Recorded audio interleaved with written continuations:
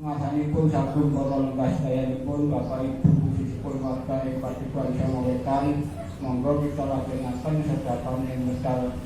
wonten punika inggih menika sedapan tahap ingkang kaping kalih menika kula panjenengan sami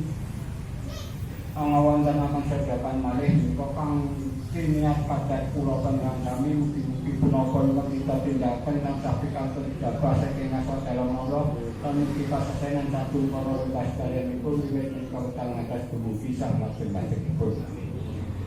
Kene wontenipun sedaya rejeki pun wernaken anggongan sedayanipun menika pun gelar wonten masa panjenengan sami pun para lan dipun kirim. Bisa nanggenipun nang dalaken sepuhipun sambil kebang sapituripun menika kangge sawonen nyuwun wonten masa dalem Gusti Allah sarintenipun nyuwun sak dalemipun sedaya warga ing Padukuhan Sema Wetan tansah pinaringan kesehatan layanan batasipun anggenipun wonten tetep baikya sarintenipun lan sakalonipun tansah pinaringan kacaket kukuh-kukuh hayam maring tetep pikir tentrem anggenipun namung dumateng putra wayahipun piyambak-piyambak tansah pikantuk barokah saking sadaya kesehatan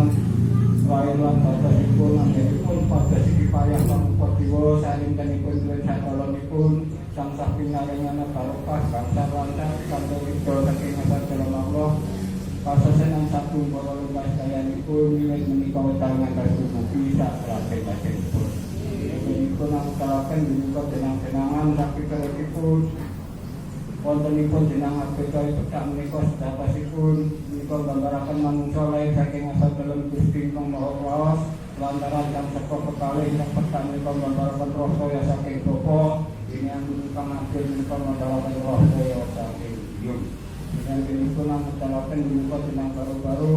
menika ugi manungsa lair saking asal dalem Gusti ingkang Maha Kuwasa lantaran yang seka kekalih lair wonten wewengkon kasebat derek tunggal keslapan dan ekanggenang kakangipun kawah hari-hari kakangipun darapati dipun rapi.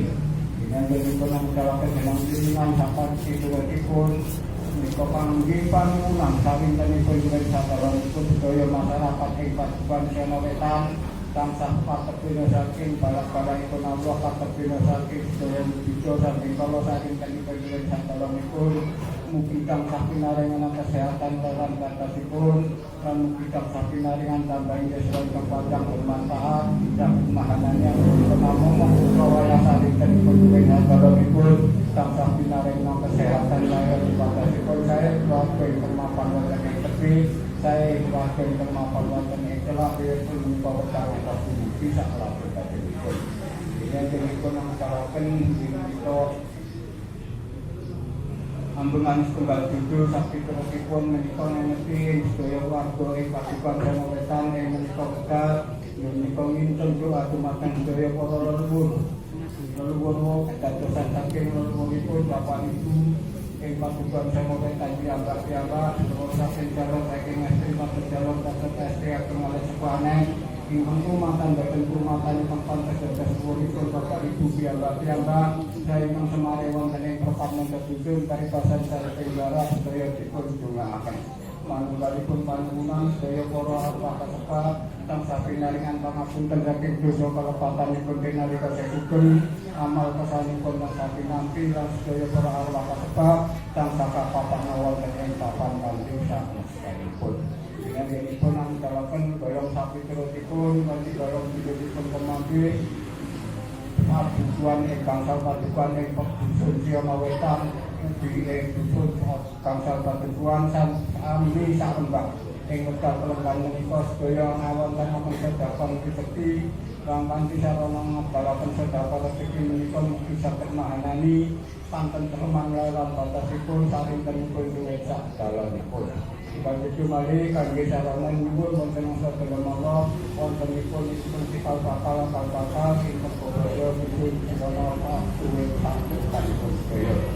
Lan tujuane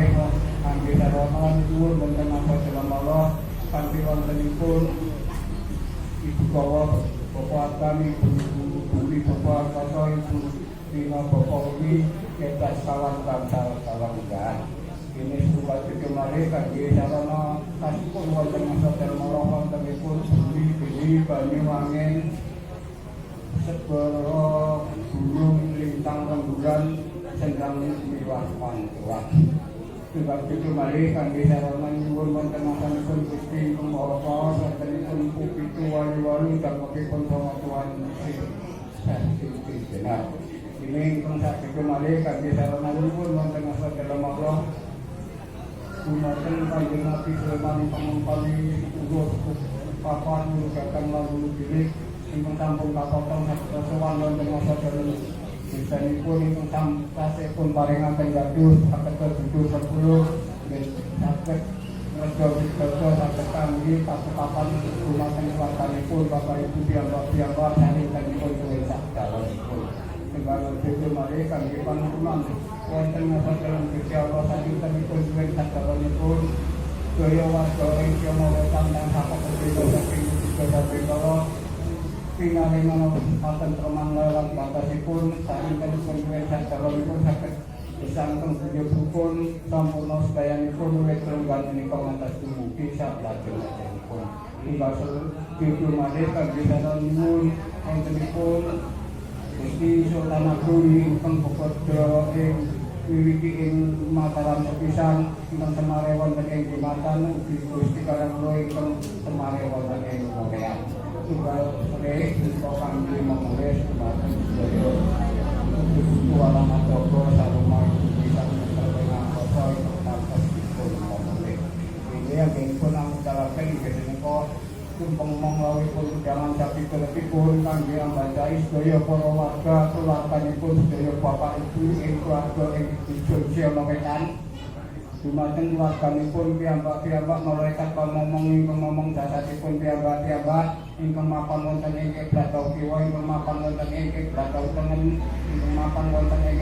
Blatau Kiwa sarintenipun kuwi sadaranipun tangsanya ketuminta ingkang awon ingkang mapan wonten ing Blatau Tengen menika ketuminta ingkang leres lan mugi-mugi sedaya warga ing padukuhan Jawa Wetan dumateng keluarganipun piyambak tansah kakabena saking tuminta ingkang awon tansah tepatna ing tuminta ingkang leres saged mahanani kabul punapa ingkang panyuwunipun tansah dipun mong wonten sanggilipun badhe kambang dolanana tambah Yesus ingkang kathah kepala wiyadal dalem ngantos bisa mlaksanakanipun. Bagi wontenipun inggih menika dengan arahan saking kelebipun menika keranten ing ketasan menika itu sakawa mentan antara dumateng keluarganipun sedaya pakem-pakem wonten ing barepat jujuan ing mriki ingkang sepuh pun suni tambah donga pangestu panjenengan sami mugi saketa mahanani punapa dados panuwun sepakat kita sareng ing medal program menika mawon kangge sedaya saketa mahanani katepene saking sedaya Pontopaya katepene saking balak-balakipun Allah lan mugi sedaya kanthi dorong pun pamangke ing padukan Jawa Wetan lan pakumblung manunggal tekad sangsah pinali membawa kesampun piyambak ing kembali pamasak bisa panjenenganipun yang pun ang balapan yen patubasan pesan terusipun menika ngerti Bapak Ibu ing padukuhan Jawa Wetan saringkanipun luwih sakalipun sampeyan kalian sanes derek saingkang telah dengan papan dan berketipun papan sadayipun papan menawi wonten perintah pendudukipun kalepatan pangapunten dene lorosipun saged manani kabul maupun dadi panuwunipun piyambak ingkangipun ngaraken menika tunggal kala wau menika kangge sarana dumateng ibu tani bapak tani ibu tani kalau kangge menika marai hasil pasanganipun saged pangasoke aja-ajapun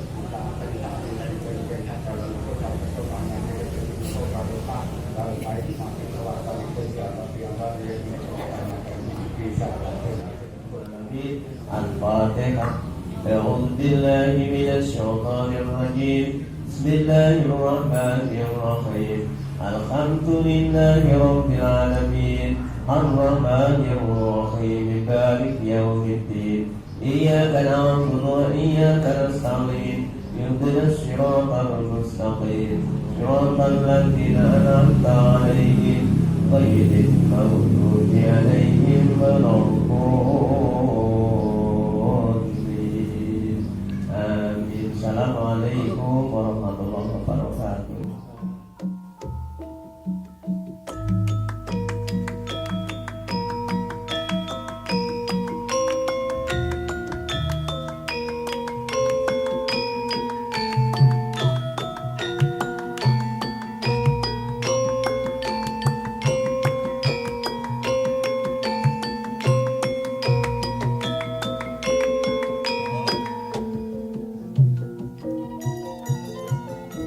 Apaan iku, apaan